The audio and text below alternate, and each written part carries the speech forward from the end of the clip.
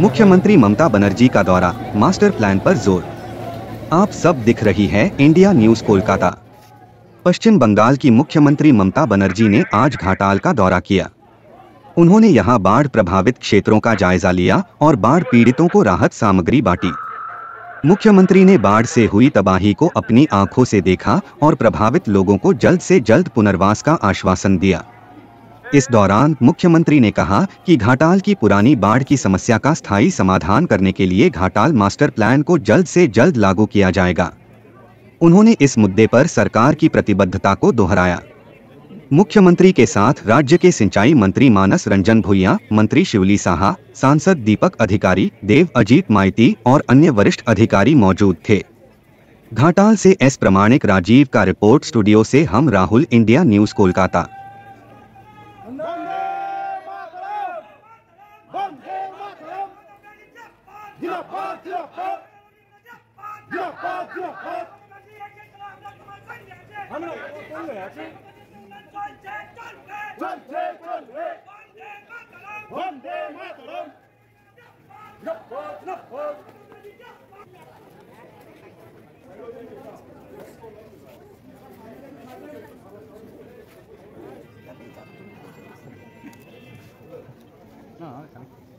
আমাকে বিসি নিয়ে পরে কথা বলছি।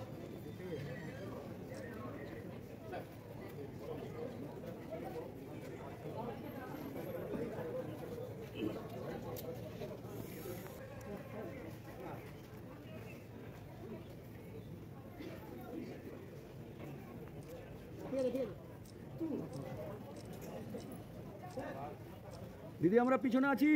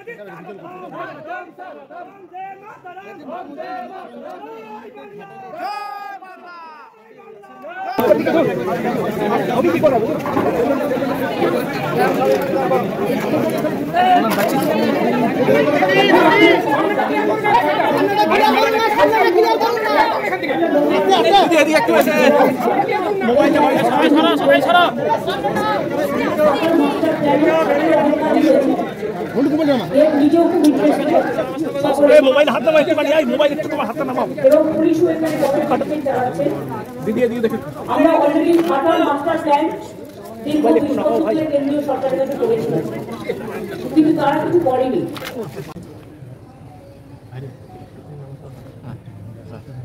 ওল্ড কোশি, সোনাতলা খাল এবং পুরানো সোনাতলা খাল সহ মোট 25 কিলোমিটার নদী ড্রেজিং এর জন্য অর্ডার দেওয়া হয়েছে। অন্যান্য নদী ও ড্রেজিং ও টেন্ডার প্রক্রিয়া সম্পন্ন হয়েছে।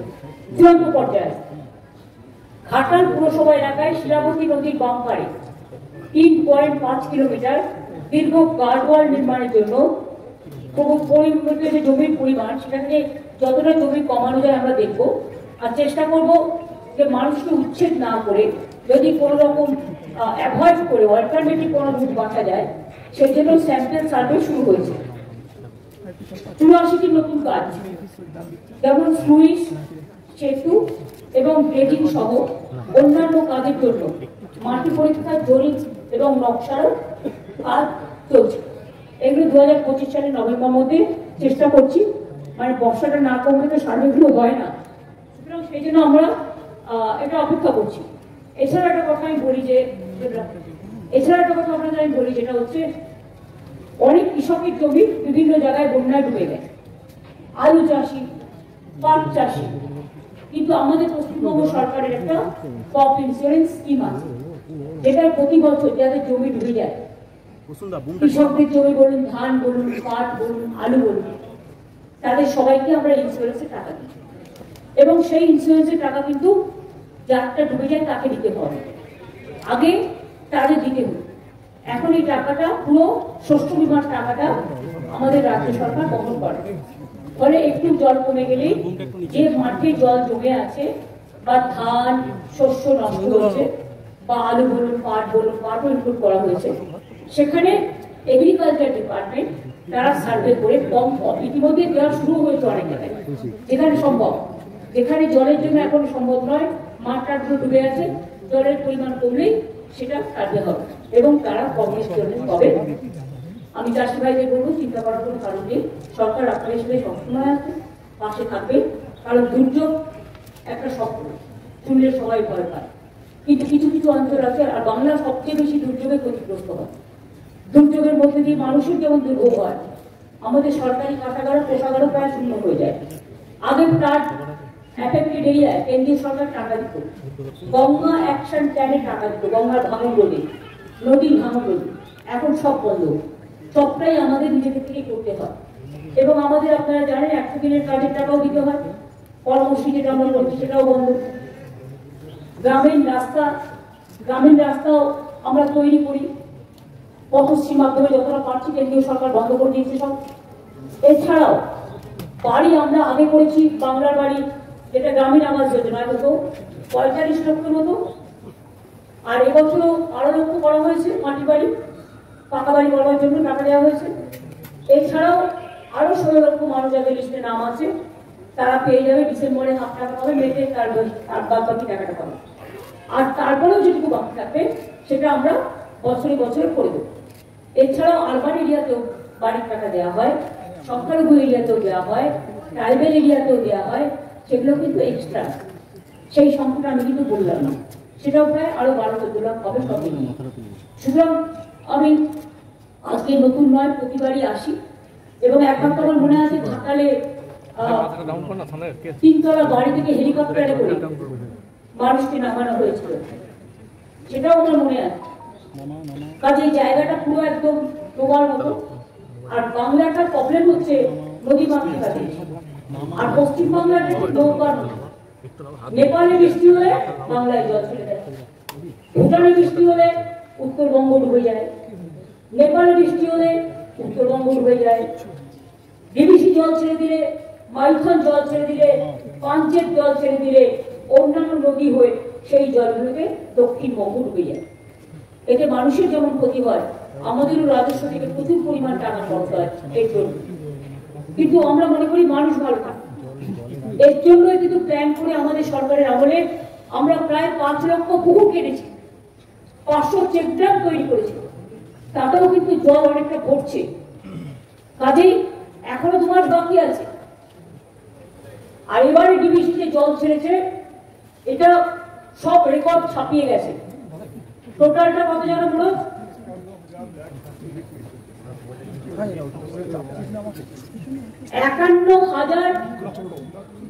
51,000 লক্ষ কিউবিক মিটার জল ছেড়েছে।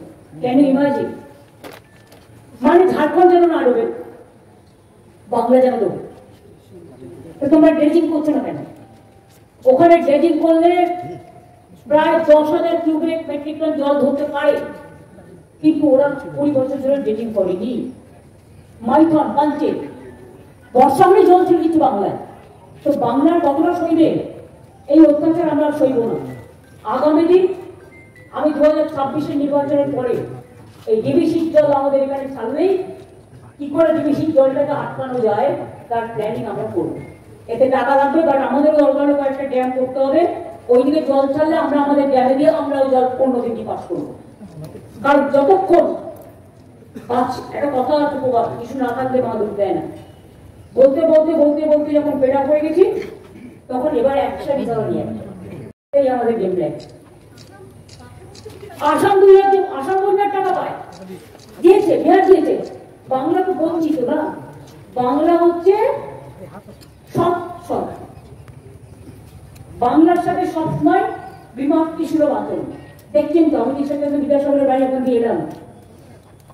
যিনি বাংলা ভাষার উৎপত্তি স্থল থেকে নারী শিক্ষা, মহিলা বিবাহ সবকিছু করেছিলেন, বাল্য বিবাহ, রাজা রামমোহন রায়ের সতীদাহ সংস্কার, রবীন্দ্রনাথ ঠাকুরের জাতীয় সঙ্গীত, বঙ্কিমচন্দ্রের বন্দে মাতরম, নেতাজি সুভাষচন্দ্র বোসের জয় হিন্দ স্লোগান, মাতঙ্গিনী হাজরার পিঠাবনি ব্রিজ, আগে যখন ইউনাইটেড মিদনাপুর ছিল, তাম্রলিপ্ত সরকার, ভারতবর্ষে যখন 3টে স্বাধীন সরকার গঠিত হয়েছিল দেশ স্বাধীনের আগে, একটা ছিল বালিয়া, আর একটা ছিল সাতারা, আর একটা ছিল এই তাম্রলিপ্ত সরকার। সব ভুলে গেছে। এখন বলছে বাংলা ভাষায় নাকি কোনো অস্তিত্ব নাই, বাংলা মানে কোনো ভাষা নেই। আবার বলছি টুইট করে, আমি কেন বলেছি তাই আমাকে ন্যাশনাল সিকিউরিটি অ্যাক্টে অ্যারেস্ট করা উচিত। আমি যা ইচ্ছে করে যা, আমি বলবই। আরেকটা কথা হচ্ছে এসআরের নামে, স্পেশাল ডিভিশনের নামে এনআরসি করার একটা প্ল্যান চলছে। সবাই কিন্তু যার ভোটার লিস্টের নাম আছে, আবার নতুন করে হবে। এমন কেউ যেন বাকি না থাকেন যে ভোটার লিস্টের নাম তুলবেন না, প্রত্যেকে নাম তুলবেন। আর যেখানে দেখবেন নাম বাদ দেওয়া হচ্ছে, সেখানে কি করে নাম তোলাতে হয় আপনারা যাবেন, দরবার করবেন। আমরা সম্পূর্ণভাবে আপনাদের সাথ দেব। মানুষের নাম বাদ দিয়ে তাদের বাংলাদেশ পাঠিয়ে দেওয়া আর ইন্ডিয়ার লোকেদের বাংলাদেশি বলা, যারা ভারতবর্ষে সেটেল হয়েছে, যাদের এপিক কার্ড কে করেছিল ইলেকশন কমিশন, তারা আজকে কেন হবে না? কত হাজার হাজার কোটি টাকা দিয়ে করেছো? আধার কার্ড কে করেছিল ও government of India? Crore crore টাকা কি জলে ফেলে দেবে? সেই টাকাগুলো দিয়ে তো জল বন্ধ কি করে হয়, বন্যা, সেটার জন্য কাজ করা উচিত। রেশন কার্ড হবে না, আধার কার্ড হবে না, এপিক কার্ড হবে না, তো কি হবে? 50 বছর আগে তার মা বাবা মরে গেছে, তার বার্থ সার্টিফিকেট চাই। ও তোমাদের বার্থ সার্টিফিকেট আছে তো? এটা পুরো একটা প্ল্যান্টেড গেম, এবং প্ল্যানটা তৈরি করেছে double engine Sarkar, government of India, election কমিশনকে সাথে রেখে। আমরা এটা মানবো না, আমরা এটা সইব না, আমরা এটা মানছি না। সবাইকে আমি বলবো, জয় বাংলা বলে, মাভবী মাভবী বলে ভোটার লিস্টে সবাই নাম তুলবে। আমার নাম এপিক কার্ডে আছে, এই ভুলটা করবেন না। কারণ নতুন করে হচ্ছে, এটা একটা প্ল্যান মানুষকে বিতাড়িত করা। আসামে 7 লক্ষ হিন্দুদের নামে বাদ দিয়েছিল। হিন্দু, মুসলিম, মতুয়া, রাজবংশী, দলিত, আদিবাসী, মহিলা, কাউকে বাদ দেওয়া হচ্ছে না। সুতরাং এই দিকেও আপনারা নজর রাখবেন। আমরা তো নজর রাখছি। আমি কথা বলে গেলাম, কারণ সাংবাদিকদের সাথে এর আগে আমার যেহেতু মিট করার সুযোগ হয়নি, আজকে আমি মেদিনীপুরে ফিরে যাবো, আর কালকে আমি ওখান থেকে ঝাড়গ্রাম যাবো। कोचबिहार में आज एक रेसिडेंट को एनआरसी नोटिस फिर से दिया गया है क्या? देखो असम गवर्नमेंट कैसे दे रहा है।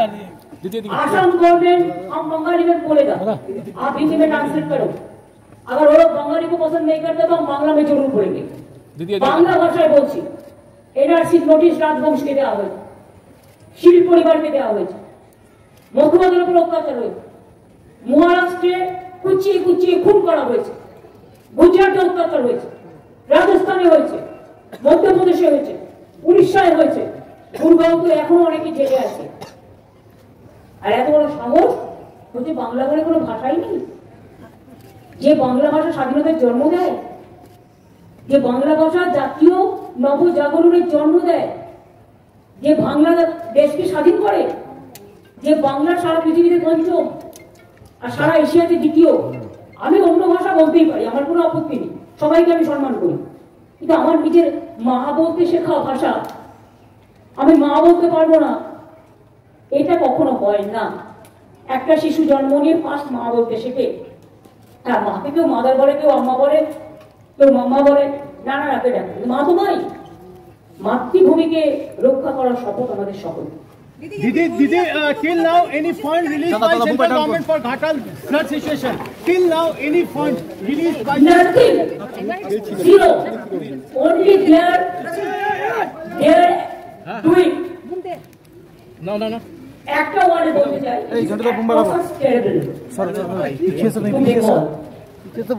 and বাঙালি যারা বলে, বাংলা ভাষা যারা বলে, অন্য ভাষাকে আমি সম্মান করি, আমি কোনো ভাষাকে অসম্মান করি না। সব ধর্মের লোক, সব বর্ণের লোক, সব জাতির লোক, সব জনজাতির লোক আমি সম্মান করি, কিন্তু আমার মাতৃভাষাকে যারা কেউ অসম্মান করার চেষ্টা করতে না পারে, তাহলে কিন্তু আমাদের থেকে কি বলবো, মাবই করে এগিয়ে চলার শক্তি আমরা আমাদের মনীষীদের কাছ থেকে যেটা পেয়েছি, এটা নিয়ে আমরা চলবো।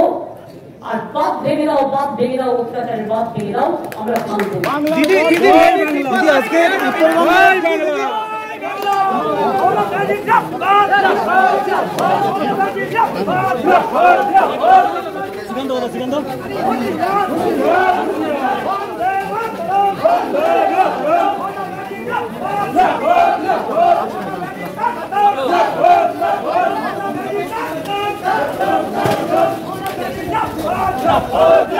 Vande Mataram, Vande Mataram, Vande Mataram, Vande Mataram, Jai Bangla,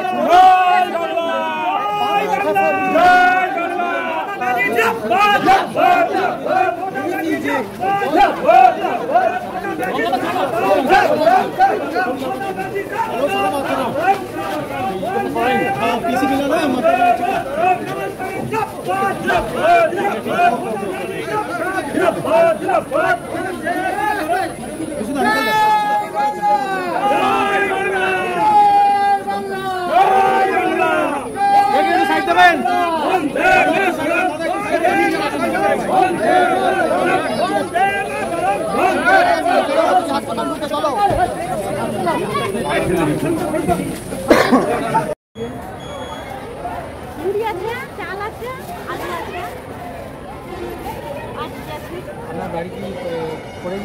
একবারে ভেঙে পড়ে গেছে। আপনারা দেখবেন যে একবারে ভেঙে পড়ে আমরা থাকতে পারিনি, লোকের ছাতি এই যখন উত্তরে রাজ্যেশ্বরা লাস্টে কালী পঞ্চায়েত দেখেছেন?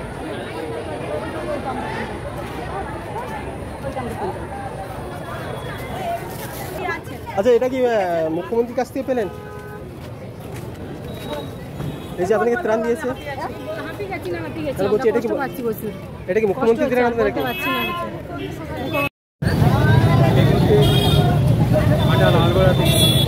মাননীয় মুখ্যমন্ত্রী তার মাস্টার প্ল্যান, ঘাটালের বন্যাত্ম কথা এবং আরও যাবতীয় বন্যা বিষয়ে খতিয়ে রেখেছেন এবং বক্তব্য রেখেছেন। তিনি এইমাত্র ঝাড়গ্রামের উদ্দেশ্যে বেরিয়ে গেলেন।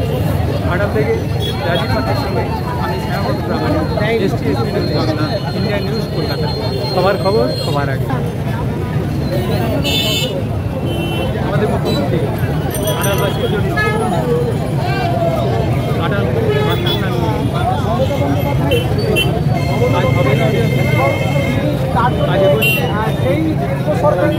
আগামী বিধানসভা কতটা সাকসেসফুল হয় সেটা দেখার জন্য ঘাটালবাসী ঘাটাল থেকে রাজীব পাত্রের ইন্ডিয়ান নিউজ কলকাতা সবার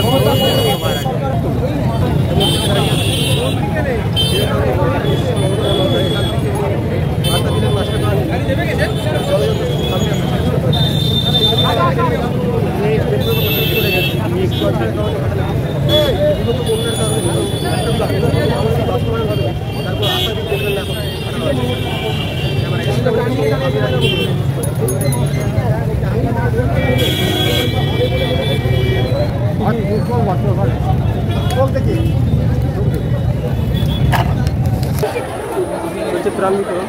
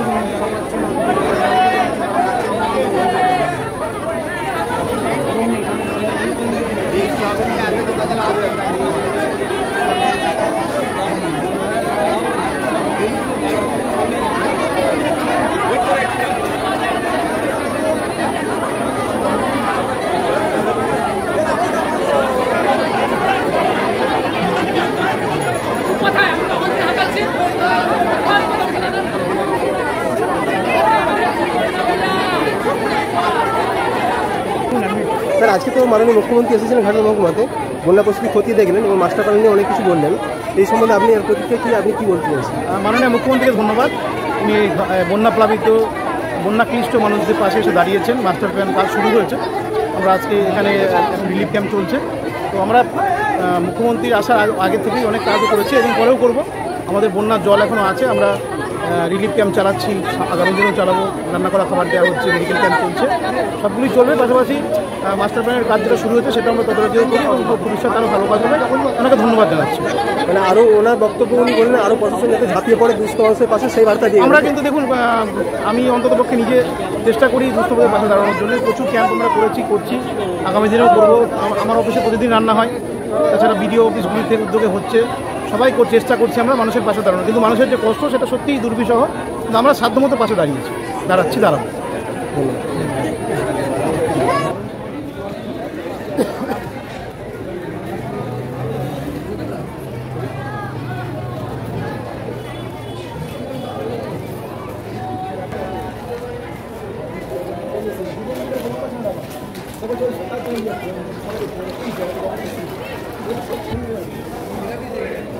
কয়েক মিনিট আগেই মাননীয় মুখ্যমন্ত্রী ছিলেন এই জায়গা থেকে উনি বক্তব্য দিলেন এবং সে একই প্রশ্ন যে কেন্দ্রকে বুঝলেন যে কেন্দ্র জল ছাড়ার কারণেই ঘাটাল বানবাসীর একটা ঐতিহ্য কারণ হয়ে দাঁড়িয়েছে। কিন্তু এটাও বললেন যে তারা চেষ্টা করবে যে ঘাটালে যে জল ছাড়লে ডিবিসি তারাও একটা দ্বীপ তৈরি করবেন এবং সেখান থেকে তিনি জলটাকে আরও ছেড়ে এই নিয়ে তিনি বার্তা দিলেন এবং ঘাটালবাসীকে আরও বললেন যে মাস্টার প্ল্যানের কাজ খুব শীঘ্রই শেষ করবেন এবং যাতে করে কোনো মানুষ জলযন্ত্রণা থেকে কবে মুক্ত পাবে সেই নিয়ে বার্তা দিলেন।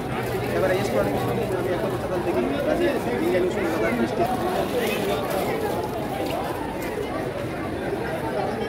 নাম রাখছিল।